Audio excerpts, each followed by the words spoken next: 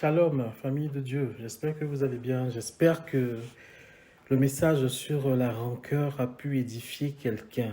Vous savez, il y a des esprits comme ça là qui ne nous prennent pas de face. Ils nous frappent de dos. C'est l'orgueil, c'est ce genre d'esprit là qui provoque en nous la rancœur. Parfois, on est rancunier sans s'en rendre compte. À chaque fois que tu t'éloignes de quelqu'un, pose-toi la question, est-ce que je m'éloigne de cette personne-là parce que euh, voilà, on n'a plus d'intérêt en commun, ou bien parce qu'elle m'a fait quelque chose et je me loigne d'elle. Pose-toi la question de savoir pourquoi tu te loignes de quelqu'un. Mais avant de continuer, je vais prier. Seigneur, merci pour l'occasion que tu me donnes de parler encore de ta parole. Permets que ce que tu m'as mis sur le cœur, je puisse le transmettre sans problème au nom de Jésus. Efface-moi et prends toute la place et que ce message puisse édifier quelqu'un au nom de Jésus. Amen. Amen. Donc c'est ça. Est-ce que je m'éloigne de cette personne-là parce que elle m'a blessé, mais je m'éloigne d'elle parce que j'ai compris que on n'a pas quelque chose en commun. Dans tous les cas, dans notre vie de tous les jours, il y a des moments où on va devoir s'éloigner des gens, on va devoir se séparer des gens. C'est normal parce que c'est pour une saison, pour un objectif, on a été avec ces personnes-là que maintenant il est temps de partir. Mais il faut toujours savoir pourquoi on part. Si c'est par rancœur, il vaut mieux s'en rendre compte, demander pardon au Seigneur, se réconcilier avant qu'il soit trop tard. Amen. Aujourd'hui, j'aimerais parler de quelque chose. Je n'ai pas vraiment de thème précis, mais ça va tourner en quelque sorte autour de la réussite, autour du succès, tout ça. Vous savez, j'ai des témoignages dans cette vie-là de personnes qui ont refusé de donner leur vie à Jésus parce qu'ils ont dit clairement, hein, et je cite, le Jésus que vous nous présentez, c'est un Jésus qui donne le succès, c'est un Jésus qui donne la richesse, c'est un Jésus qui donne des maisons, c'est un Jésus qui donne des biens. Et nous, tout ça, on a ça. Donc, on n'a pas besoin de ce Jésus-là. Parce que s'il faut juste venir à lui pour avoir tout ça, on a déjà tout ça, on n'en a pas besoin. Et c'est vraiment un témoignage qu'on a entendu et beaucoup de personnes ne veulent pas venir à Jésus parce qu'ils n'ont pas besoin de Jésus pour avoir ce qu'ils ont. Ils ont l'argent, ils ont des voitures et c'est les choses après lesquelles les enfants de Dieu courent. C'est les choses après lesquelles on dit aux enfants de Dieu de faire de multiples offrandes pour avoir. C'est après ça que les enfants de Dieu courent. En fait, on court après une réussite terrestre, après une réussite selon les hommes. On court après un positionnement social que peut-être Dieu n'a pas prévu pour nous. Amen, amen. Du coup, on a du mal à présenter Jésus. On a du mal à montrer Jésus. Amen.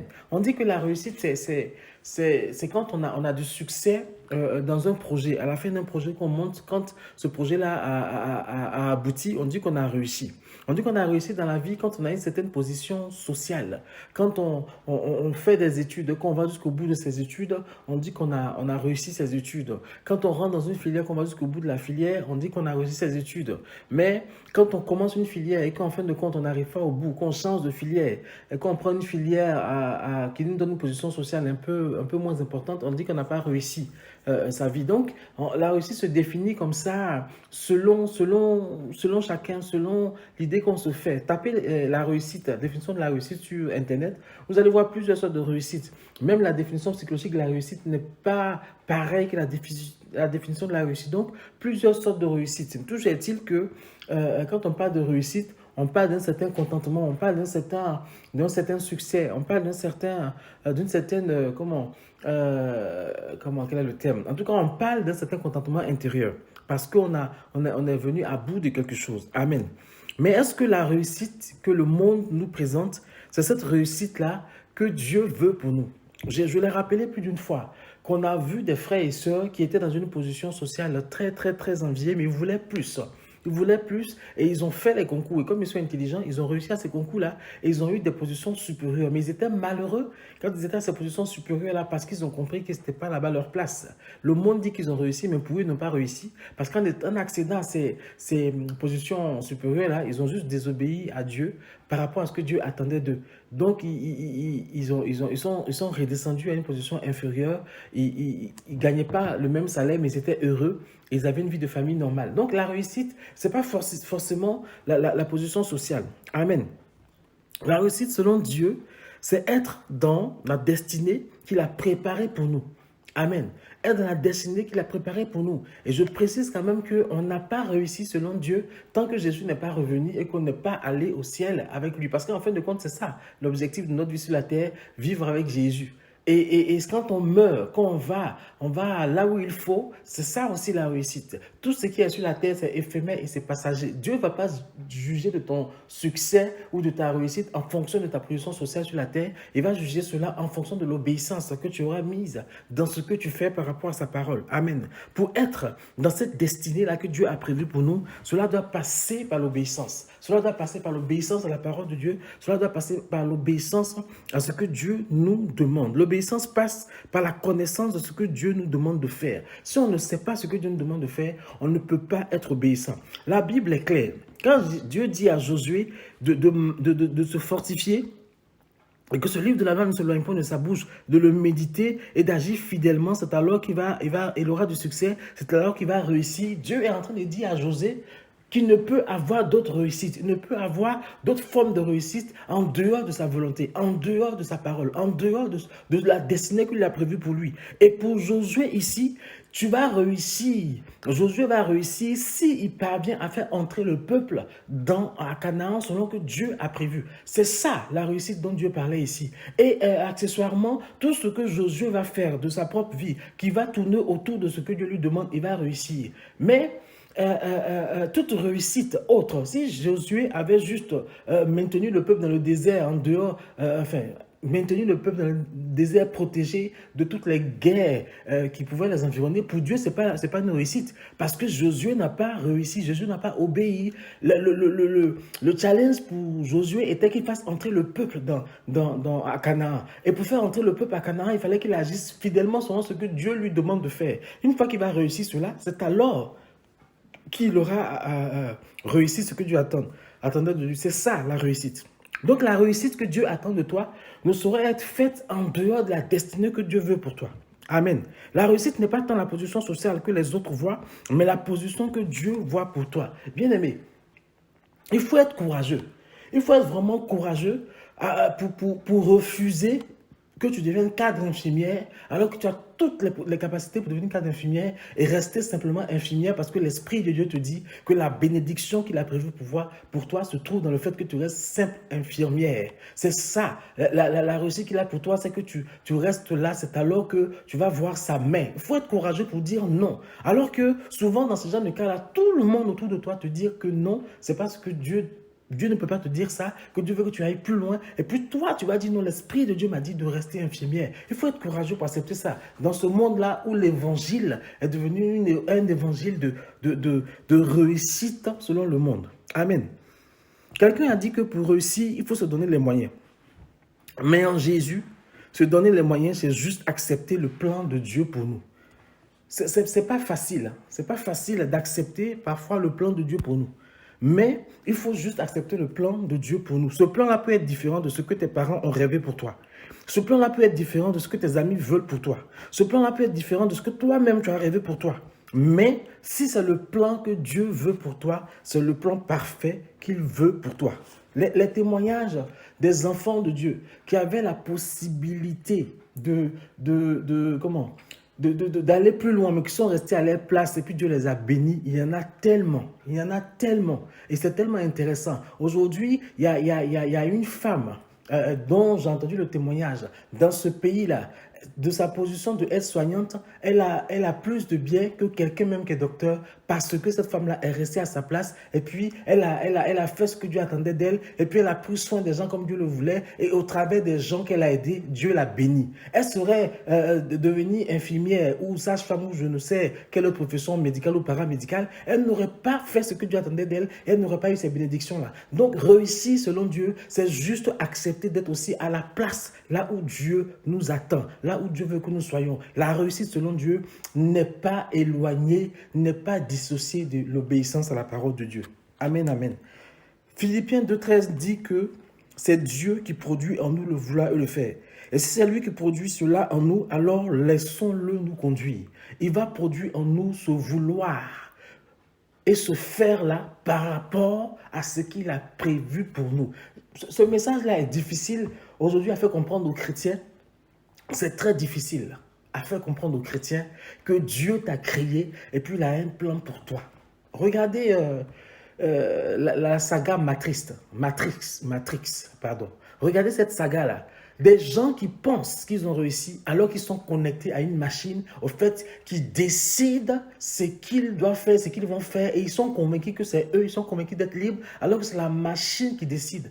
Alors qu'ils sont dans un confort. Et ceux qui ont réussi, en réalité, c'est ceux qui ont réussi à se détacher de la matrice, qui mènent leur vie modeste, mais c'est eux qui ont réussi parce qu'ils sont libres. Bien aimés, la réussite que le monde nous présente, c'est une réussite conditionnée, c'est une réussite d'esclavage, c'est une réussite où ta volonté n'a pas lieu d'être. Fais ce qu'on te demande de faire. Mais la réussite que Dieu te donne, c'est une réussite où Dieu te met dans la situation qu'il a prévue pour toi. Il n'attend pas que les hommes soient d'accord avec ça, il attend juste que toi tu sois dans l'obéissance. C'est ça aussi la réussite. Amen, amen. Il faut aussi essayer de lire Hébreux 13, 21. Et Josué 1, 8 nous rappelle que réussir, c'est marcher selon ce que le Seigneur nous a dit. Si Dieu t'a dit de entrer en études de médecine et que tu as échoué la première année, que déjà tu es découragé, et que les parents te disent que l'intelligence que tu as, tu peux faire autre chose et que tu vas faire autre chose, tu vas réussir socialement, tu vas réussir selon le monde, mais tu ne vas pas réussir selon ce que Dieu attend de toi parce que tu es sorti de la filière qu'il a tracée pour toi. Je vais rappeler à quelqu'un qu'avec Dieu, il n'y a pas d'accident. Avec Dieu, il n'y a pas de hasard. Ça, tu pourras me dire ce que tu veux. Le Seigneur m'a dit ça trop clairement pour que je puisse, puisse ne pas oublier. Dieu est un Dieu méticuleux, organisé. Il sait ce qu'il a prévu pour toi.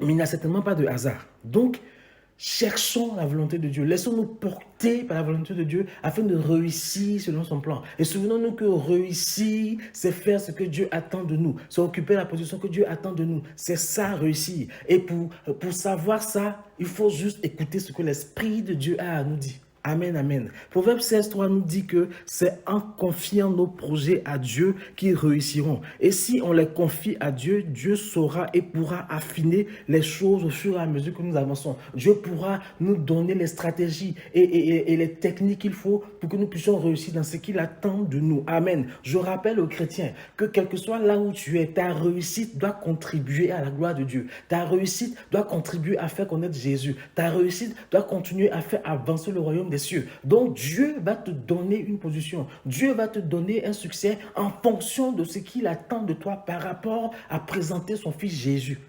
On ne peut pas être enfant de Dieu et puis s'attendre à ce que notre réussite soit indépendante, soit dissociée de ce que Dieu attend de nous par rapport à l'évangélisation, par rapport à l'avancement de son royaume. Non, c'est lié, c'est conditionné, c'est consubstantiel. Il faut que nous comprenions cela. Amen, amen. Réussir, ce n'est pas amasser beaucoup d'argent, comme Ecclésiaste 5 nous dit ça.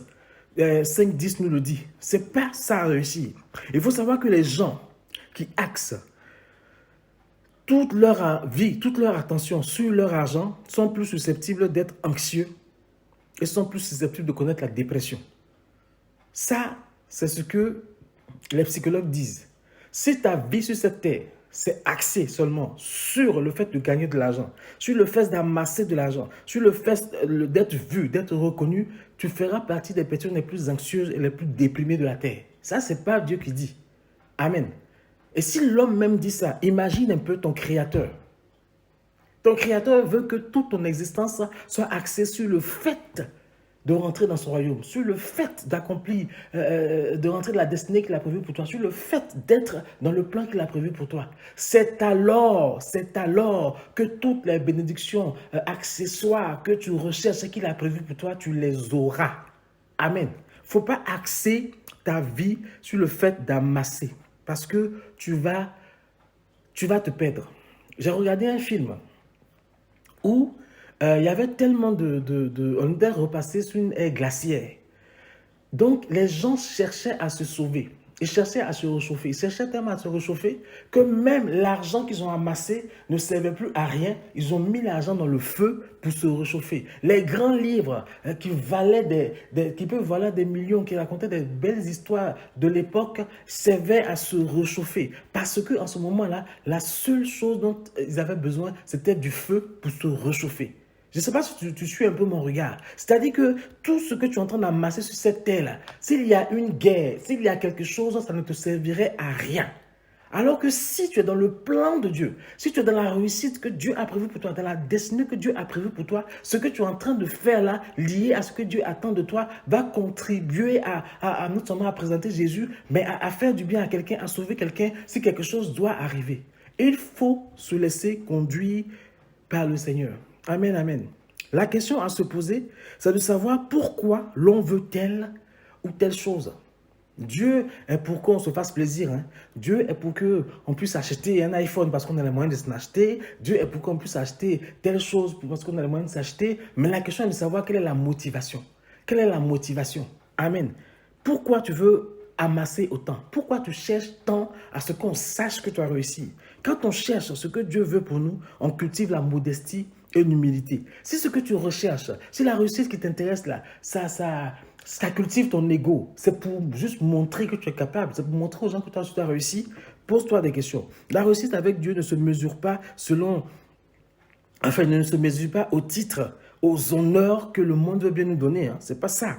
La réussite avec Dieu ne se mesure pas comment, à la manière dont les gens vont nous appeler, vont nous qualifier. Non, la réussite avec Dieu se mesure, comment, au fait qu'on puisse juste lui obéir et dire Seigneur, voilà, j'ai fini par exemple les études de médecine. Comment veux-tu que je travaille? En libéral, en salariat, où veux-tu que j'aille? Ah Seigneur, j'ai fini mes études d'infirmière. Comment veux-tu que je travaille? Comment veux-tu que je fasse? C'est ça aussi la réussite. Bien-aimé, apprends à savoir qu'à chaque fois que tu obéis à Dieu et qu'un succès suit, c'est une réussite. C'est un succès, c'est une réussite. C'est vrai qu'on dit que la réussite, c'est la somme des succès. Mais l'échec aussi, la réussite peut être aussi la somme d'un certain nombre d'échecs. Amen. Donc, tout est relatif. Mais je voudrais te dire que la réussite que tu cherches se trouve en Jésus et que pour Dieu, tu réussis quand tu fais ce qu'il te demande de faire. Amen. Moïse a réussi une première chose parce qu'il a sorti le peuple d'Égypte. Mais il a échoué parce qu'il n'a pas fait rentrer le peuple à Canaan. Pourtant, Moïse a connu la gloire de Dieu comme peut-être on ne connaîtra jamais. Josué a réussi parce qu'il a réussi à faire entrer le peuple à Canaan. Amen. David a réussi parce qu'il a réussi à garder le peuple uni pendant ses 40 ans de règne jusqu'à ce qu'il passe la main à Salomon. La réussite est fonction de ce que Dieu attend de toi. La réussite est conditionnée par l'obéissance que tu as à la parole que Dieu a prononcée sur ta vie. Que le nom de Jésus soit béni. C'est vraiment une causerie, une exhortation. La réussite, on peut en parler vraiment en long, en large, dans tous les domaines, mais j'ai voulu vraiment axer sur ce point-là, savoir que nous réussissons quand nous sommes dans la destinée que Dieu a prévue pour nous. Et pour être dans cette destinée-là, il faut chercher à savoir ce que Dieu attend de nous. Et pour savoir ce que Dieu attend de nous, il faut chercher à comprendre ce qu'il a à nous dire. Que le nom de Jésus soit béni. J'espère que cela va vous faire du bien. Et si tel est le cas, n'hésitez pas à liker, à partager, et que le nom de Jésus soit béni. Et souvenons-nous toujours que Dieu, Jéhovah Sabaoth, c'est notre Papa. Amen, amen. Amen.